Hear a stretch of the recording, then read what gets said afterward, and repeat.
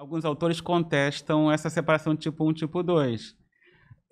Por quê? Porque a diferença entre tipo 1 e tipo 2. Tipo 1, transforma para tipo 1, é até dispensável ter depressão. Teve só mania, é tipo 1. Tipo 2 teve depressão, obrigatoriamente, e nunca teve mania, teve só hipomania. O que é hipomania? Uma mania leve. Mas por que mania leve é diferente de mania, né? Porque é só mais leve também. Ninguém fala em hipodepressão, mas tudo pode ser mais leve, pode ser mais grave, né? Uma febre mais alta, uma febre mais baixa. Eu acho que esse diagnóstico de episódio hipomaníaco favorece muito um diagnóstico errado de falsos positivos, pessoas que não têm transtorno bipolar e recebem esse diagnóstico. Porque a hipomania, como é mais leve, ela é mais próxima do normal. Então, um período assim, o indivíduo ficou mais alegrinho, não sei o quê, mais ativo, pode ter sido hipomania, e então, mas na verdade não foi, e dá o diagnóstico de transtorno bipolar para pessoas que não têm transtorno bipolar, na verdade. Eu acho que favorece muito dar esse diagnóstico de transtorno bipolar em pessoas que têm, na verdade, transtorno da personalidade borderline.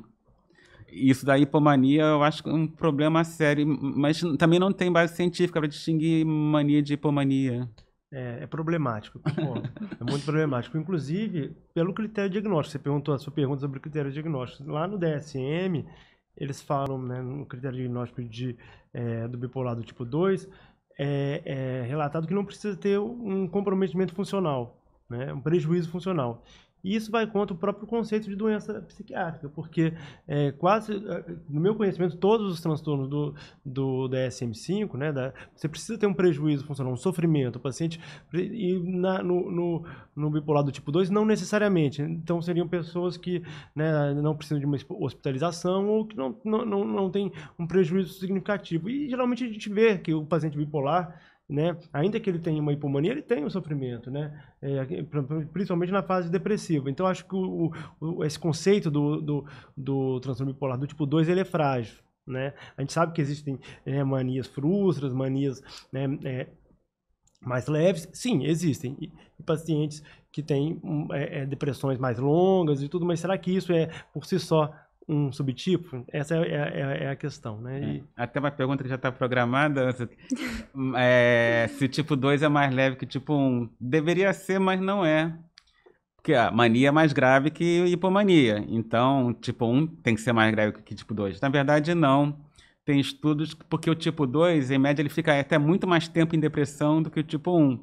E a depressão, ela é mais incapacitante. Embora a mania seja mais chamativa, em geral é a mania que leva à internação. É muito mais comum o bipolar se internar em mania do que em depressão. A depressão só quando tem um risco iminente de suicídio, ou quando é uma depressão com características catatônicas, e o paciente vai morrer de inanição, não sai nem da cama, não se alimenta.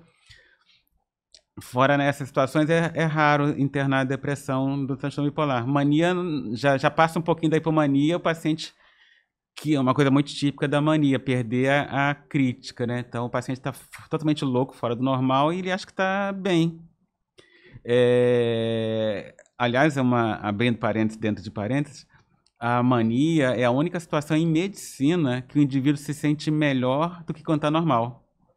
Pode ser a sensação de felicidade plena estar em mania, especialmente a mania eufórica. O indivíduo está com mais libido, mais autoconfiante, com mais energia. Como é que isso pode ser doença? Ele está fazendo mil besteiras, está se colocando em situações de risco, colocando outras pessoas em risco, e frequentemente tem que ser internado, não só porque ele está em situação de risco, mas também porque ele não acha que esteja doente e não vai fazer tratamento de jeito nenhum. Então, muitas vezes é internado e contra a vontade. Então, voltando à resposta em relação à pergunta que você ainda não fez, ainda não vai precisar fazer, a mania é mais chamativa, leva mais internação, mas a depressão ela é mais incapacitante. Então, o bipolar tipo 2 ele fica muito mais em depressão, em média, do que o bipolar tipo 1. E tem estudos que mostram que as taxas de suicídio são maiores, ou no mínimo iguais, mas alguns estudos falam em taxas maiores, no transtorno bipolar tipo 2 do que no tipo 1, que é o pior desfecho, obviamente. Então, de maneira nenhuma, o transtorno bipolar tipo 2 é mais leve do que o tipo 1. E sobretudo, a características mistas, né? Que esse misto de características depressivas e maníacas. Por quê? Né? Na característica, no estado misto, o paciente ele pode estar, por exemplo, profundamente deprimido, mas ele tem energia. né? Ele tem energia para poder ir ao ato, para poder se suicidar. Então, essa questão do suicídio, né, é uma questão super importante no transtorno bipolar, né? É um dos transtornos que a gente tem uma maior taxa de suicídio, é o transtorno De bipolar. 10 a 20% morrem em tentativa de suicídio, não são meramente tentativas. Né?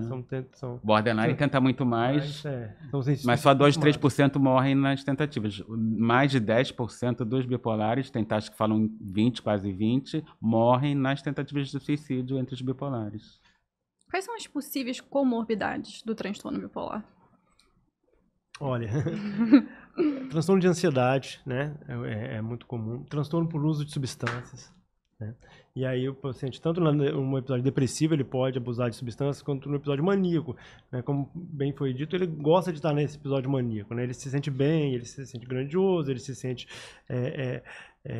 altivo e etc. no episódio maníaco. Então é muito comum ele usar substâncias, sobretudo estimulantes, né? Cocaína, álcool também é muito comum a gente ter essa comorbidade. É difícil, na verdade, você ter um paciente bipolar que não tem alguma comorbidade ou que tenha alguma outra né, traços de alguma outra substância, de algum outro transtorno, como transtorno de personalidade também, é muito comum, né, e é discutível também a comorbidade, né, de transtorno bipolar, como por exemplo o transtorno borderline, né, se seria um espectro, pessoas falam bipoborder, se seria um espectro, seria uma comorbidade, né, seria que o bipolar do tipo 2, né, que às vezes foi mal diagnosticado, então, mas embora os critérios são bem distintos, a gente pode até falar sobre isso, mas voltando às comorbidades, são basicamente essas, né, as mais comuns: transtornos ansiosos, transtornos por uso de substâncias e transtornos de personalidade.